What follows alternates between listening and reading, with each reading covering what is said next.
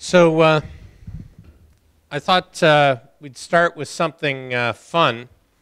I don't know if you've ever seen, well, these are the two books that I'm going to be speaking from today, Blindsided and The Learning Paradox. And in fact, if you got the issue today in the Globe and Mail of Backbone and you read Steve's column at the front, he talked about a prediction he'd heard that 80% of the technology we'll use in our day-to-day lives in just 10 years hasn't been invented yet.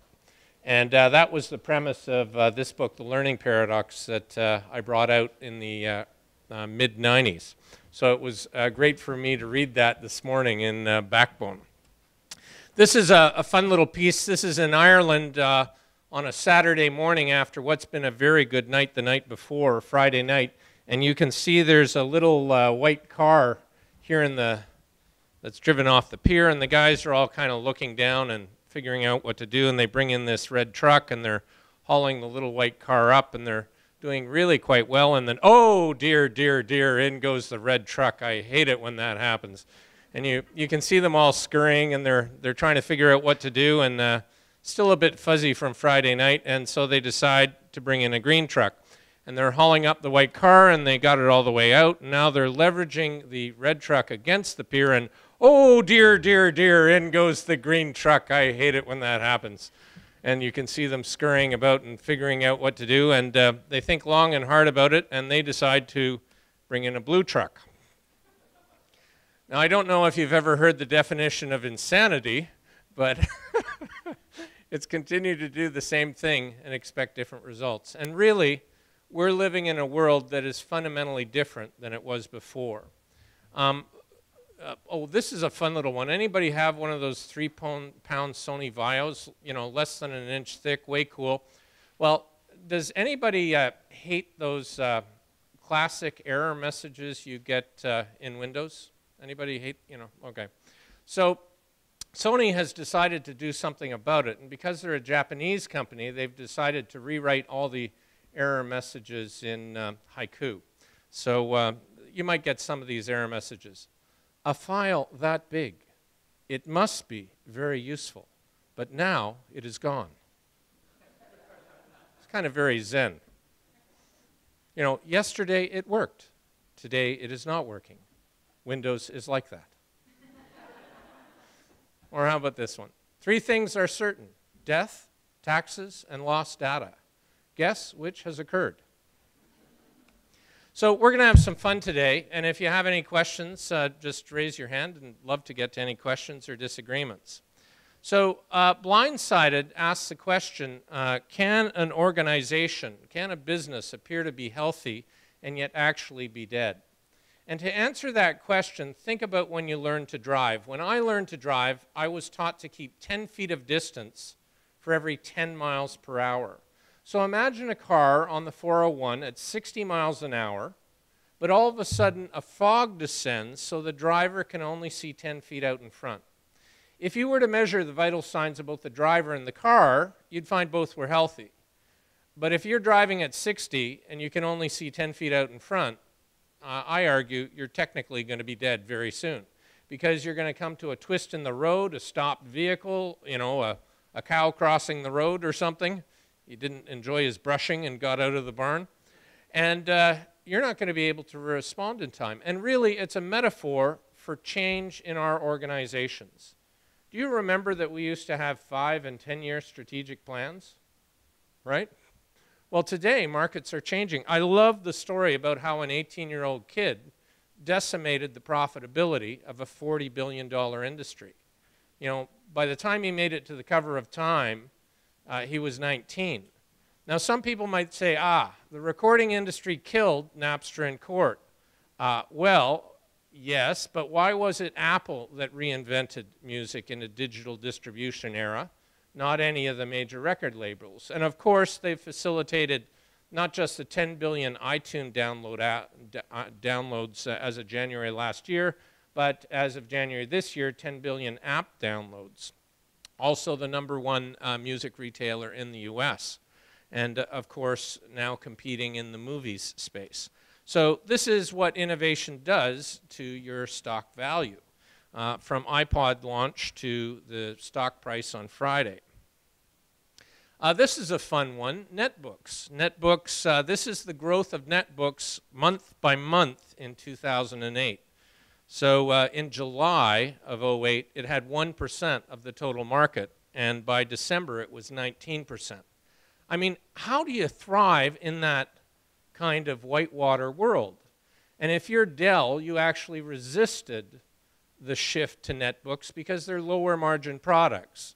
So you watched Asus and Acer eat your market share. And here's the growth: 300,000 units in 07, 10 million in 08, 30 million in 09, and 60 million last year. That's pretty staggering year-over-year growth, and it's not going away. I love this. It's a tale of two companies. You know, Blockbuster was mighty and powerful and had 9,000 stores. And this tiny little company, Netflix, came to them and said, we need expansion capital. We'll sell you 50% of our company for $50 million. And Blockbuster looked at it and said, that's the stupidest business model I've ever heard of. Then it was a mail DVD business. And instead, in their wisdom, they did a video-on-demand deal with Enron.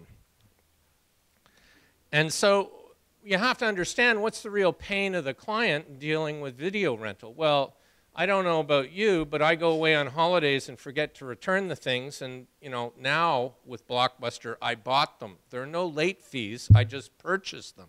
I feel so much better. And, you know, or you can't find them, or you have to get up early in the morning and drop them off before you forget. Well, here's the story today. Of course, Blockbuster is bankrupt, and Netflix only has 55 distribution centers and a market cap as of Friday of 10.8 billion. So here's the story of Netflix, and here's the story of Blockbuster. I bet you, wouldn't you hate to be the guy who turned down 50% of the equity for 50 million? I hate it when that happens. Jeez. This is Reed Hastings, who's the CEO of Netflix at the launch here in Canada. And now, of course, they're streaming an all-you-can-eat buffet of movies. They typically are back catalog movies for $7.99 a month. You know, in the consumer's mind, that's about the price positioning for renting one movie, right? Unlimited number of movies for $7.99. So bandwidth is going to be an issue going forward. I mean, we live in a world where 2 billion people have cell phones, 4 billion 2 billion have internet, 4 billion have mobile subscribers, and 1 trillion new devices that are connected. Another trend that's pretty profound is the continuing plummet in storage cost. This is a logarithmic scale from a gigabyte being about $1 million in 1980 to less than 10 cents today. And it leads to this kind of thing where you can carry around, in the future with compression technology, you'll be able to carry around all the books in the Parliamentary Library or the National Library of Canada on a device that is this big. So what does that mean for education? What does it mean for everything? We need to separate form from function. So many organizations are tied to their current form when really it's the function that's important. In other words, banking is essential, but banks are not. The function is essential, but the current form is not. And this is what banks of the future might look like. How many people here have heard of M-PESA? Oh, Jonathan.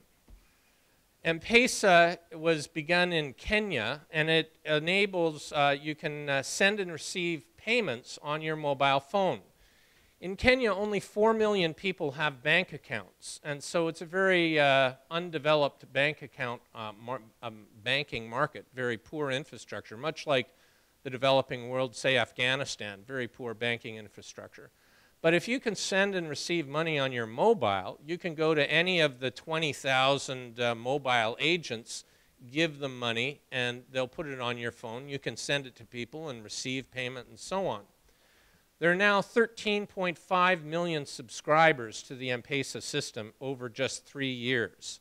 That's 3 times as many than people who have bank accounts. It's facilitated $13.5 billion of commerce and over 3 years. And to put that into perspective, the total GDP of Kenya is about $32 billion.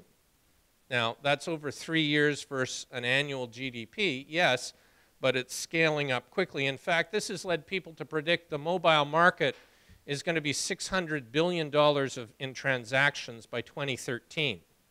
So the question then becomes, how much time and energy are Canadian banks focusing on mobile payment systems? In fact, if you look at the word M-PESA, M for mobile, and PESA means money in Swahili. So the whole principle of blindsided is companies and whole industries get blindsided because they don't pay attention to markets. In this case, there are literally millions of Canadians who don't have bank accounts. They're ideal targets for an M-PESA system coming in. Similarly, young people don't have a lot of money, so banks don't focus on them because they're not high net worth individuals. Another perfect market for M-PESA. So we could see an M-PESA come to Canada, and when you look at the transaction fees that M-PESA charges relative to Visa, MasterCard, Amex, or bank machine cards or debit cards, it is a tiny fraction. So they've become profitable with low margin customers and low percentage transaction fees, which means when they come to the developed world, they'll be able to serve markets the banks would never want to service. They'll grow. As they grow, they'll become more and more profitable and move upscale with ever increasing, ever higher value segments of the market and new enhanced services. And eventually, they will blindside the Canadian banks. Unless, of course, the Canadian banks get busy on this, but I have yet to see very much action in this field. I love the story about Encyclopedia Britannica. If you loved your kids, you bought them this. It was £2,000. Came in a 30-volume set. Cost you $2 grand. It was £200, $2,000. But of course, today it's all free. And Peter was talking about how do we take these principles and apply them to what we might think to be old economy companies. Well, this is a source. This is an example of open source innovation, where the consumers are actually the creators of the content. And so this is Robert McEwen, who was the CEO. He subsequently stepped down. I interviewed him for Blindsided. He was the CEO of Goldcore. And they had a mine up in Red Lake that was really unprofitable. And so he'd heard about open source, and he said, how do I apply open source to my organization, to my business? So he came back from an MIT executive education course. He'd got religion on open source. And the geological engineers are highly secretive with all their data. Well, he said, I'm going to publish all our seismic and drilling data on the web and create a $250,000 first prize competition for any geologists around the world to look at the data. He also put 3D modeling software up on the web, and so you could model the data any way you wanted it. And he said, you tell us how and where to drill. Well, first off, his engineers freaked out because he was publishing all this data. How can you do this? And secondly, they didn't know how to model in 3D. So when all of a sudden, Australian grad students are sending 3D modeling in that his own engineers couldn't make any sense of, they got quite busy on upskilling to the new software. Well, this competition, the benefits were pretty profound. This is the stock price. Now, the latest run-up has, of course, a lot to do with the price of gold, but just look at the run-up from Robert's innovation.